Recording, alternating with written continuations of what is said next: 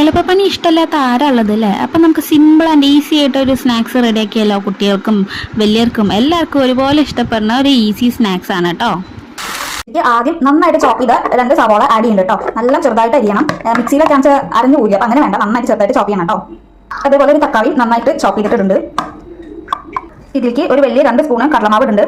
കടലമാവ് ക്വാണ്ടിറ്റിക്ക് അനുസരിച്ചിട്ട് എത്ര വാങ്ങിച്ചാലും ഇടാം കേട്ടോ. ഉപ്പ്, കുറച്ച് ചിക്കൻ മസാലയും കുറച്ച് മല്ലിപ്പൊടി ഇടുന്നുണ്ട് കേട്ടോ. മുട്ട ഓപ്ഷനിലാണ്, ഒരു മുട്ട പൊട്ടിച്ച് വയ്ക്കുന്നുണ്ട് കേട്ടോ. ഇത് കുറച്ചിങ്ങനെ ഡ്രൈ ആയിട്ടാണ്, അപ്പോൾ നമുക്ക് ആവശ്യത്തിനുള്ള വെള്ളം ഒഴിച്ചിട്ട് ഒരു പേസ്റ്റ് രൂപത്തിലാക്കാം കേട്ടോ. ഇപ്പം നല്ല ലൂസായിട്ടുണ്ട്, കുറച്ച് വെള്ളം ഒഴിച്ചിട്ട് കേട്ടോ.